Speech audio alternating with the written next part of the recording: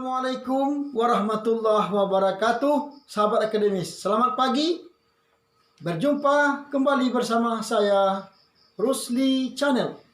Sahabat akademis, pada sesi kali ini saya akan menjelaskan tentang perkembangan masyarakat dan sistem pendidikan Islam pada negara Denmark di Eropa Utara. Sahabat akademis, sebelum saya menjelaskan bagaimana sistem pendidikan di negara Denmark, mari kita lihat profil negara Denmark itu sendiri. Sahabat semuanya, Denmark terletak di Eropa Utara, sehingga termasuk Uni Eropa sejak tahun 1973. Kita kenal ibu kota Jerman adalah Copenhagen. Sahabat akademis, Denmark berbatasan dengan Laut Baltik dan Laut Utara. Satu-satunya negara yang berbatasan darat dengan Denmark adalah Jerman. Sedangkan yang berbatasan laut adalah Swedia dan timur laut adalah Norwegia di utara. Salah satu negara yang mempunyai perhatian yang sangat tinggi terhadap mutu pendidikan adalah negara Denmark. Sahabat akademis, Denmark salah satu yang menganut sistem ekonomi kapitalis, pasar campuran, sekaligus kesejahteraan sosial. Negara ini mempunyai pendapatan tertinggi di dunia. Kita lihat berdasarkan laporan majalah Forbes. Denmark memiliki iklim bisnis terbaik dari tahun 2006 sampai tahun 2008. Survei mengatakan Denmark adalah tempat yang paling menyenangkan di dunia. Dipandang dari standar kesehatan, kesejahteraan, dan pendidikan. Sementara survei Global Fitch Index tahun 2009. Sahabat akademis, kalau kita lihat bagaimana prinsip atau filosofi hidup masyarakat Denmark, prinsip dan filosofi kehidupan pada masyarakat Denmark adalah kebebasan. Kebebasan berdasarkan persamaan dan saling mempercayai di antara anggota-anggota masyarakat. Prinsip-prinsip tersebut mendasari seluruh kegiatan bernegara di Denmark, termasuk di bidang pendidikan. Sahabat akademis, adapun sistem pendidikan di Denmark adalah yang pertama, Denmark memberlakukan ujian akhir standar nasional bagi seluruh calon lulusan sekolah menengah atas. Ujian dilakukan serentak di seluruh negeri di Jerman. Penyelenggaraan dilakukan di sekolah masing-masing. Kemudian sistem pendidikan di Denmark yang kedua, pendidikan diwajibkan bagi anak-anak berusia 7 hingga 16 tahun. Pendidikan prasekolah dapat diberikan sebelum usia 6 tahun. Ada pula jenis pendidikan alternatif yang diambil oleh sekitar 60% remaja yang akan melanjutkan ke jenjang pendidikan yang lebih tinggi. 99% dari remaja tersebut dapat menyelesaikan wajib belajar dalam waktu sekitar 9 hingga 10 tahun. Pada saat ini 95% dari mereka melanjutkan pendidikannya pada program pendidikan pasca 16 tahun. Mari kita lihat ada 3 kategori utama pada pelatihan dan pendidikan tersebut. Yang pertama, program pelatihan pendidikan kejuruan diikuti oleh sekitar 35% alumni sekolah. Yang nomor 2,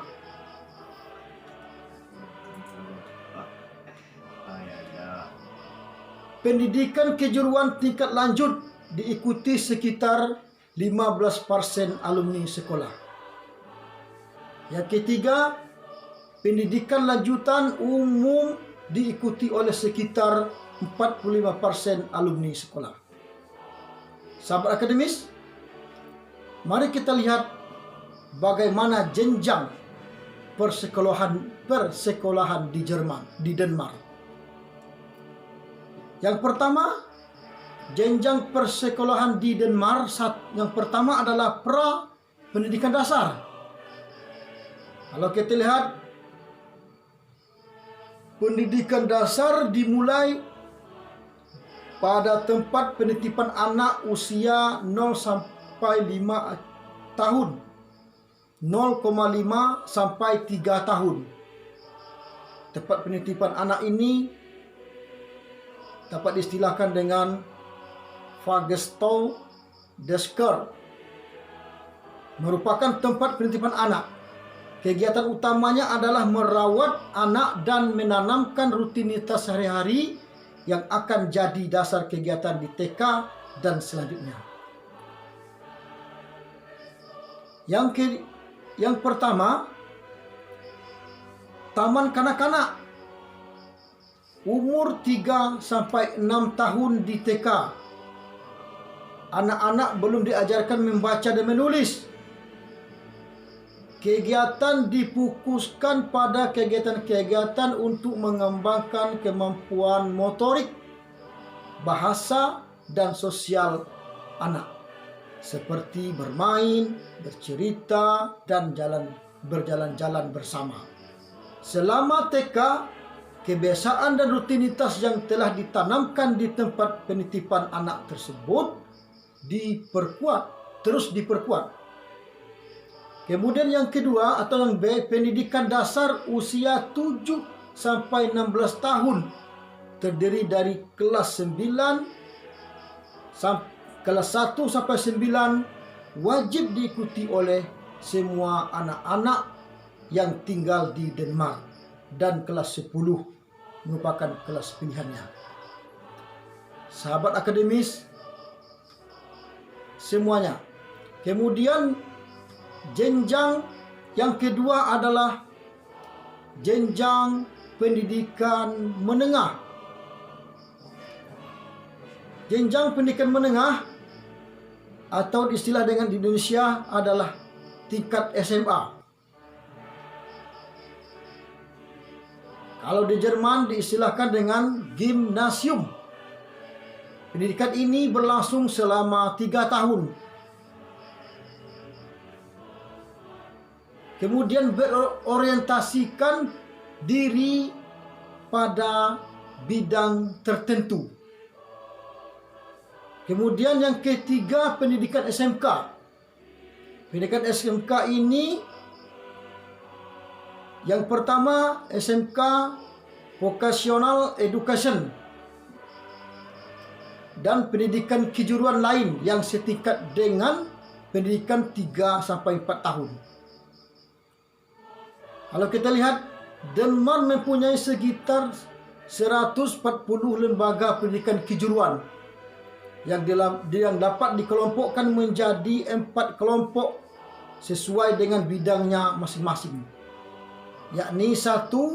Lembaga pendidikan teknik, pekerjaan yang memberikan jasa ilmu teknik, industri, dan kerajinan tangan. Yang kedua, lembaga pendidikan bisnis. Ini bergerak di bidang perdagangan dan administrasi. Yang ketiga, lembaga pendidikan pertanian. Yang keempat, lembaga pendidikan kesehatan dan sosial. Kemudian yang kedua jenis pendidikan SMK itu adalah pendidikan tinggi and Versaakademisme.